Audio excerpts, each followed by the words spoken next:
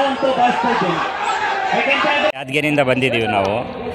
ಇದು ಸದಾಶಿವ ಆಯೋಗ ವರದಿ ಮುಗಿದ ನಂತರ ಈಗ ನಾಗಮೋಹನ್ ದಾಸ್ ವರದಿ ಏನು ಈಗ ಜಾರಿಗೆಗೊಳಿಸಿದ್ದಾರೆ, ಅದರ ವಿರುದ್ಧವಾಗಿ ನಮ್ಮಲ್ಲಿ ಇರ್ತಕ್ಕಂಥ 4 ಜಾತಿಗಳನ್ನು ಬಿಟ್ಟು ಇನ್ನಿತರ 59 ಜಾತಿಗಳನ್ನು ಸೇರ್ಪಡೆ ಮಾಡಿರ್ತಕ್ಕಂಥ ನಾಗಮೋಹನ್ ದಾಸ್ ವರದಿ, ಈ ವರದಿಯನ್ನು ಧಿಕ್ಕರಿಸಿ ನಾವು ಇಂದು ಫ್ರೀಡಮ್ ಪಾರ್ಕಲ್ಲಿ ಸ್ಟ್ರೈಕ್ ಮಾಡೋಕ್ಕೆ ಬಂದಿರ್ತಕ್ಕಂಥದ್ದು.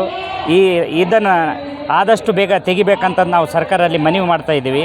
ಇದಕ್ಕೆ ಸರ್ಕಾರ ಸ್ಪಂದಿಸಬೇಕಂತಂದು ನಾವು ಎಲ್ಲ ಸಮಾಜದ ಕುರ್ಮ ಕೊರ್ಚ ಮತ್ತು ಬಂಜಾರ ಬೋಯಿ ಸಮಾಜದವರು ಎಲ್ಲರೂ ಸೇರಿ ಇವತ್ತು ಫ್ರೀಡಮ್ ಪಾರ್ಕ್ನಲ್ಲಿ ನಾವು ಈ ಸ್ಟ್ರೈಕನ್ನು ಹಮ್ಮಿಕೊಂಡಿದ್ದೇವೆ. ಈ ಸ್ಟ್ರೈಕಲ್ಲಿ ಒಂದು ವೇಳೆ ಈ ಸರ್ಕಾರ ನಮ್ಮನ್ನು ಪರಿಗಣನೆಗೆ ತಗೊಳ್ಳಿಲ್ಲ ಅಂತಂದರೆ ಮುಂದೆ ಉಗ್ರವಾದ ಹೋರಾಟವನ್ನು ಮಾಡ್ತೀವಿ ಅಂತಂದು ಸರ್ಕಾರಕ್ಕೆ ಎಚ್ಚರಿಕೆ ಕೊಡ್ತಾ ಇದ್ದೀವಿ. ಎಷ್ಟು ಜನ ಬಂದಿದ್ದೀರಿ ಸರ್? ನಾ ಸರಿಸುಮಾರು ಈಗ ಇಲ್ಲಿ 2.5-3 ಲಕ್ಷ ಜನ ಇದೆ ಸರ್ ಎಲ್ಲ. ಈಗ ಕೊಡ್ತೀವಿ ಸರ್. ಈಗೆಲ್ಲ ನಡೀತಾ ಇದೆ. ಬರ್ತಾರೆ, ಯಾರು ಬರ್ತಾರೆ ಗೊತ್ತಿಲ್ಲ, ಇನ್ನೂ ಹೇಳ್ತಾ ಇದ್ದಾರೆ ಬರ್ತಾರೆ, ಮಿನಿಸ್ಟರ್ ಬರ್ತಾರೆ ಅಂತ ಹೇಳ್ತಾ ಇದ್ದಾರೆ, ಇನ್ನೂ ಬಂದಿಲ್ಲ.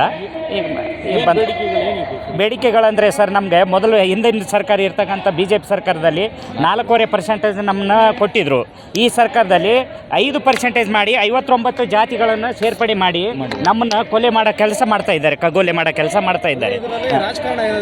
ರಾಜಕಾರಣ ಇದೆ ಸರ್, ಸಂಪೂರ್ಣವಾಗಿ ರಾಜಕಾರಣನೇ ನಡೀತಿರೋದು.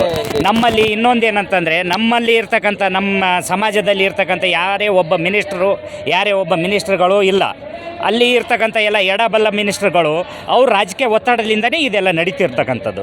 ಹಂಗಾಗಿ ಇದು ದೊಡ್ಡ ಸಮಸ್ಯೆ ಆಗ್ತಾಯಿದೆ. 59 ಜಾತಿ ಹೋಗಿ ಈಗ 63 ಜಾತಿಗಳಿಗೆ ತಂದು ನಮ್ಮನ್ನು ಹಚ್ಚಿಬಿಟ್ಟಿದ್ದಾರೆ. ಮೊದಲು ನಾವು ಏನು ಇದ್ದೀವಿ 4 ಜಾತಿಗಳು, ಅದೇ ಇದ್ದರೆ ನಮಗೂ ಒಳ್ಳೆಯದಾಗತ್ತೆ. ನಮಗೆ 4% ಕೊಟ್ಟರೆ ಒಳ್ಳೆಯದಾಗತ್ತೆ ಅಂತ ನಾವು ಸರ್ಕಾರಕ್ಕೆ ಒತ್ತಾಯ ಮಾಡ್ತಾಯಿದ್ದೀವಿ. ಈಶ್ವರ್ ನಾಯಕ್ ಅಂತೇಳಿ ನಮ್ಮ ಹೆಸರು. ಯಾದಗಿರಿಯಿಂದ ಬಂದಿದ್ದೀವಿ ಸರ್. ಏನಾಗಿದೆ? ನಾವು ತಾಲೂಕ್ ಪಂಚಾಯತ್ ಮಾಜಿ ಅಧ್ಯಕ್ಷರು ಸರ್ ನಾವು.